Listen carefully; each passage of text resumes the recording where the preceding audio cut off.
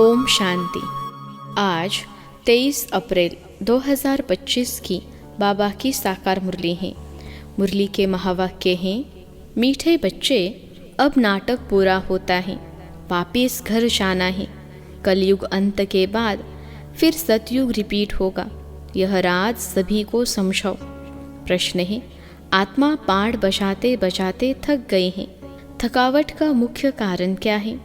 उत्तर है, बहुत भक्ति की, अनेक मंदिर बनाए, पैसा खर्च किया, धक्के खाते खाते सतो प्रधान आत्मा तमो प्रधान बन गई।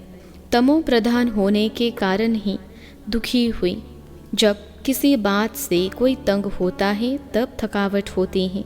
अभी बाप आए हैं सब थकावट मिटाने। ओम शांति। रूहानी बाप बैठ बच्चों को समझाते हैं। उनका नाम क्या है? शु। यहाँ जो बैठे हैं तो बच्चों को अच्छी रीति याद रहना चाहिए।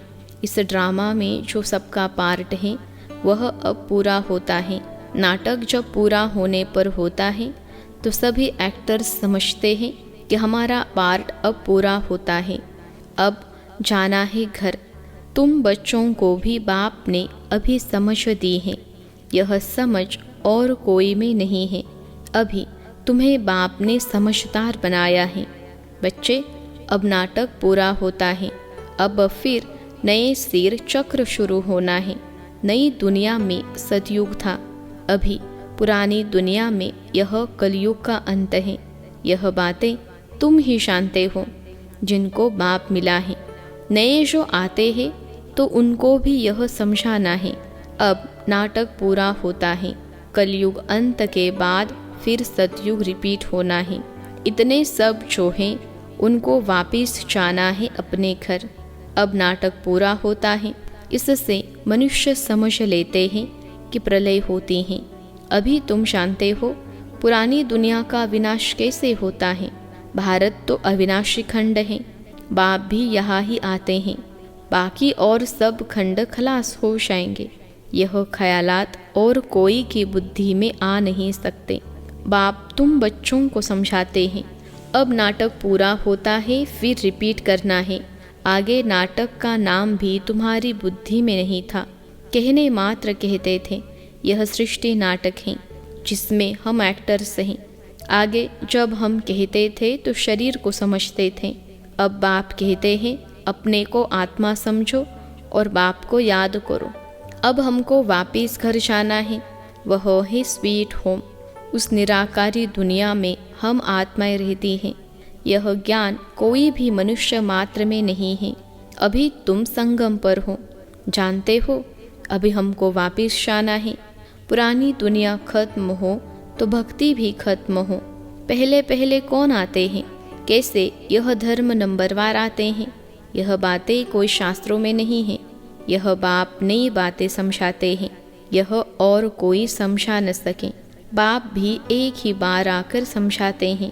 ज्ञान सागर बाप आते ही एक बार है, जबकि नई दुनिया की स्थापना, पुरानी दुनिया का विनाश करना है। बाप की याद के साथ यह चक्र भी बुद्धि में रहना चाहिए। अब नाटक पूरा होता है, हम जाते हैं घर। पाठ बजाते बजाते हम थक गए हैं, पैसा भी खर्च किया। भक्ति करते करते हम सतो प्रधान से तमो प्रधान बन गए हैं। दुनिया ही पुरानी हो गई है। नाटक पुराना कहेंगे? नहीं, नाटक तो कभी पुराना होता नहीं। नाटक तो नित्य नया है, यह चलता ही रहता है। बाकी दुनिया पुरानी होती है। हम एक्टर्स तमो प्रधान दुखी हो जाते हैं, थक जाते हैं। सतयुग में थोड़े ही थकेंगे। कोई बात में थकने व तंग होने की बात नहीं। यहाँ तो अनेक प्रकार की तंगी देखनी पड़ती है। तुम जानते हो यह पुरानी दुनिया खत्म होनी है। संबंधी आदि कुछ भी याद नहीं आना चाहिए। एक बाप को ही याद करना चाहिए, जिससे विकर्म विनाश होते हैं। विकर्म विनाश होने का और कोई उपाय नहीं है। गीता में भी मन मना भव अक्षर है, परंतु अर्थ कोई समझ न सके। बाप कहते हैं मुझे याद करो और वर्षे को याद करो। तुम विश्व के वारिस अर्थात मालिक थे, अभी तुम विश्व के वारिस बन रहे हो तो कितनी खुशी होनी चाहिए। अभी तुम कौड़ी से हीरे मिसल बन रहे हो, यहाँ तुम आए ही हो बाप से वर्षा लेने। तुम जानते हो जब कलाएं कम होती है तब फूलों का बगीचा मुरझा जाता है। अभी तुम बनते हो गार्डन ऑफ फ्लावर। सतयुग गार्डन है तो कैसा सुंदर है। फिर धीरे धीरे कला कम होती जाती हैं। 2 कला कम हुई, गार्डन मुरझा गया। अभी तो कांटों का जंगल हो गया है। अभी तुम जानते हो दुनिया को कुछ भी पता नहीं है। यह नॉलेज तुमको मिल रही है। यह है नई दुनिया के लिए नई नॉलेज। नई दुनिया स्थापन होती है। करने वाला है बाप। सृष्टि का रचयिता बाप है। याद भी बाप को ही करते हैं कि आकर हेविन रचो, सुखधाम रचो, तो ज़रूर दुखधाम का विनाश होगा ना। बाबा रोज़ रोज़ समझाते रहते हैं। उसको धारण कर फिर समझाना है। पहले पहले तो मुख्य बात समझानी है। हमारा बाप कौन है, जिससे वर्षा पाना है। भक्ति मार्ग में भी गॉड फादर को याद करते हैं कि हमारे दुख हरो, सुख दो। तो तुम बच्चों की बुद्धि में भी स्मृति रहनी चाहिए। स्कूल में स्टूडेंट की बुद्धि में नॉलेज रहती है, न कि घर बार। स्टूडेंट लाइफ में धंधे दोरी की बात रहती नहीं, स्टडी ही याद रहती है। यहाँ तो फिर कर्म करते, गृहस्थ व्यवहार में रहते। बाप कहते हैं यह स्टडी करो। ऐसे नहीं कहते कि सन्यासियों के मुहाफिक घर बार छोड़ो। यह है ही राजयोग, यह प्रवृत्ति मार्ग है। सन्यासियों को भी तुम कह सकते हो कि तुम्हारा है हठयोग, तुम घर बार छोड़ते हो।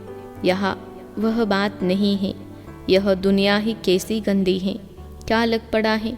गरीब आदि कैसे रड़े पड़े हैं, गरीब आदि कैसे रहे पड़े हैं। देखने से ही नफरत आती है। बाहर से जो विजिटर आदि आते हैं तो उन्हों को तो अच्छे अच्छे स्थान दिखाते हैं। गरीब आदि कैसे गंद में रहे पड़े हैं, वह थोड़े ही दिखाते हैं। यह तो है ही नर्क।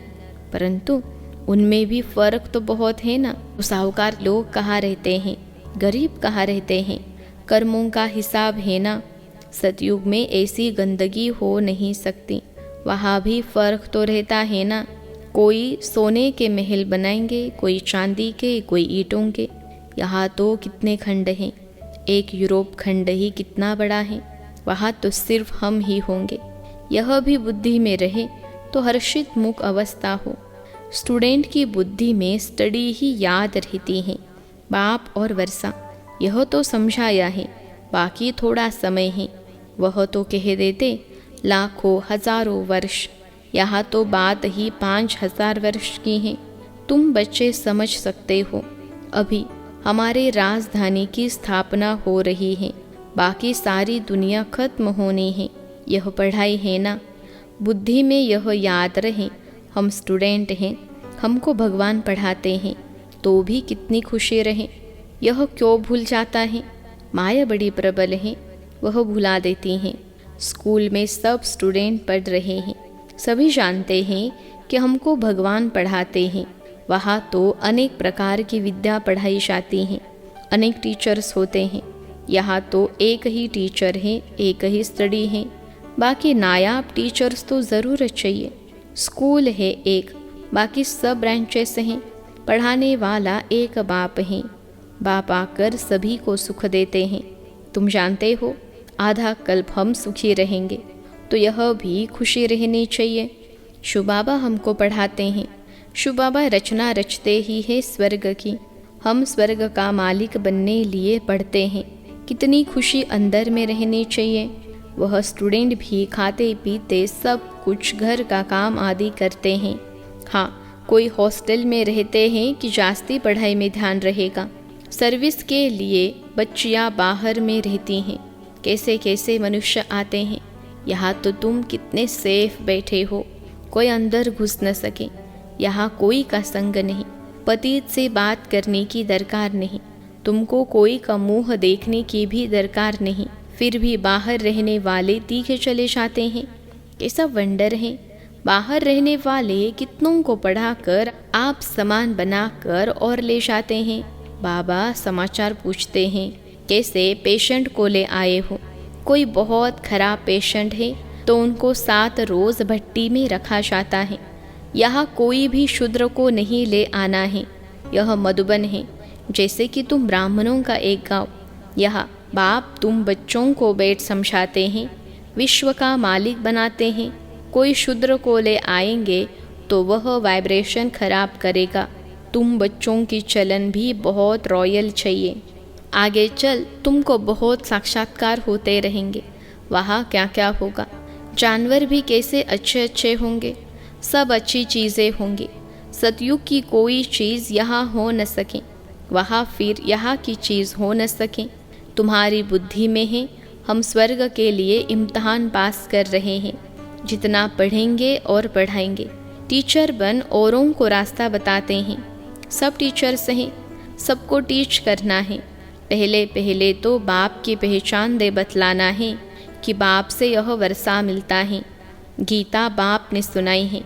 यह प्रजापिता ब्रह्मा है तो ब्राह्मण भी यहाँ चाहिए।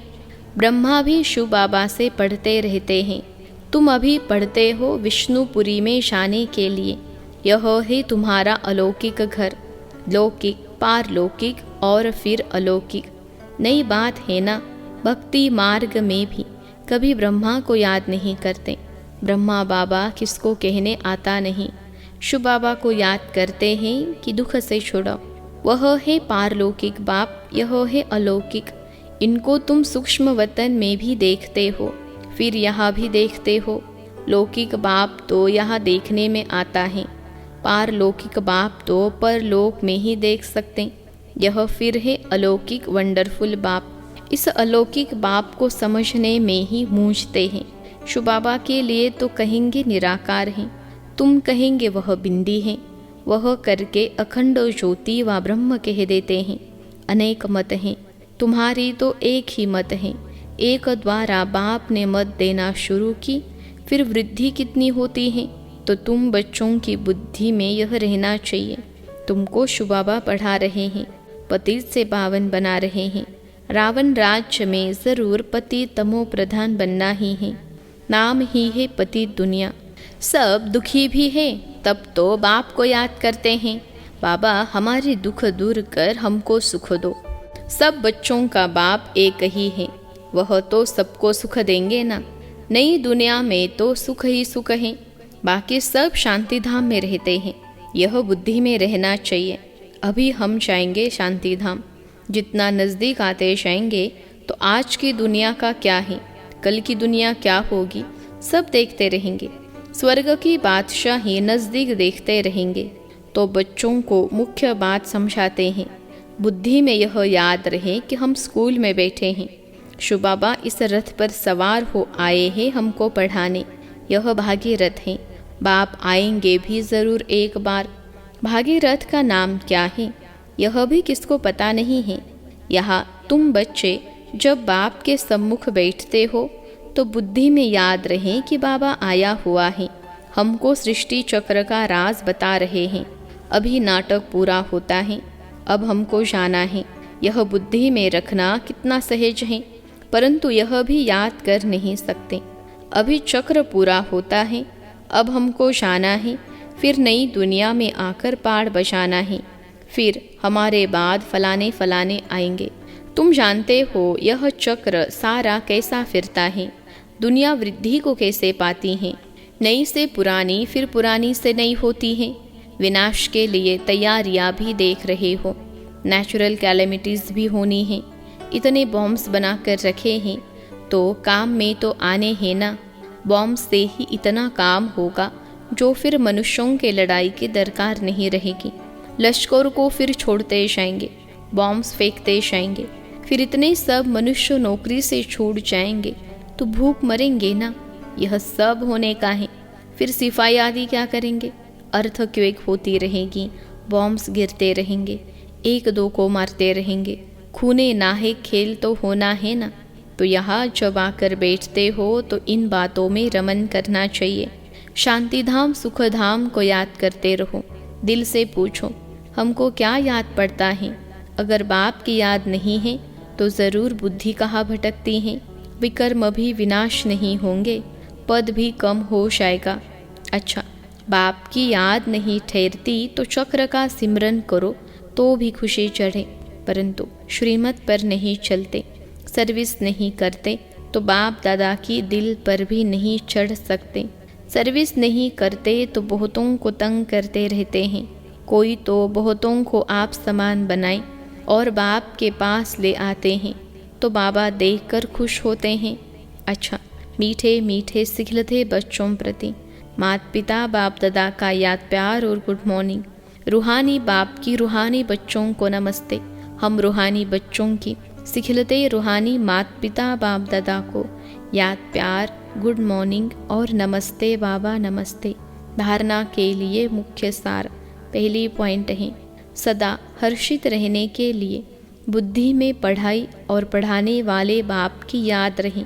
खाते पीते सब काम करते पढ़ाई पर पूरा ध्यान देना है। दूसरी पॉइंट है, बाप दादा की दिल पर चढ़ने के लिए श्रीमत पर बहुतों को आप समान बनाने की सर्विस करनी है। किसी को भी तंग नहीं करना है। आज का वरदान है, अशरीरीपन के इंजेक्शन द्वारा मन को कंट्रोल करने वाले एकाग्रचित भव। अशरीरीपन के इंजेक्शन द्वारा मन को कंट्रोल करने वाले एकाग्रचित भव।